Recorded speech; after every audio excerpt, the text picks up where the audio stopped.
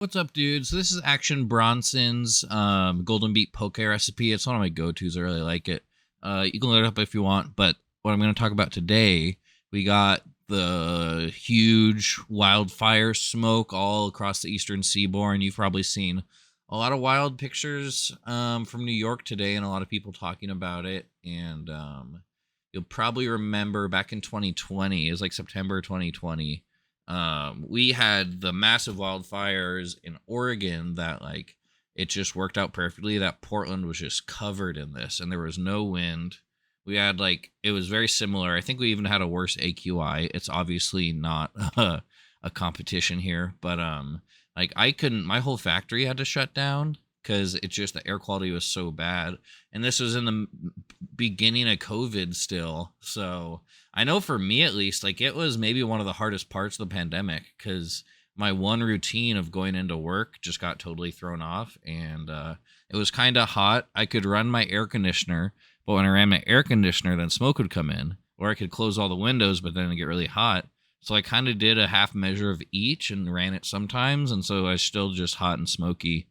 Definitely, yeah, probably one of the lower points for my mental health through it though, because it's really rough when you're just enveloped in smoke. If you haven't experienced that, you're pretty lucky because it just there's no escape. I even knew some people who the smoke came in and they tried going to Idaho to camp or go out to the coast, and there were just so many fires going on at the same time that it just followed everyone everywhere. And being outside for even a couple minutes, I went and picked up Papa Murphy's, was so hard. I have never experienced breathing like that.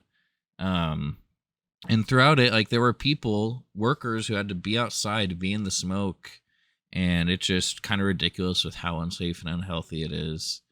But yeah, it would definitely, looking back at that time, it kind of was not a breaking point, but it definitely was a moment in the pandemic and just it was a shift.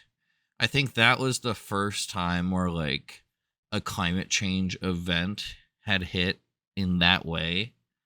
And just viscerally experiencing it. And for 8 days, it was literally so long. When there was finally one windy night and the smoke was blowing away and I was going crazy. I mean, you can probably, I think I was posted on Instagram on my story back then. But in some ways, that kind of realization, after that, I think in my mind, there was a seed of whatever all these different art projects that I've been doing and these different things kind of started. Because it's okay, things are bleak and climate change is here and we never know what's coming up. So might as well celebrate life as much as possible and try and build connection, build community, because we're in for, it feels like a bumpy ride, and we just got to keep holding on to each other and be there and try and have as much fun as we can. So those are my thoughts for right now. But folks, I will see you later.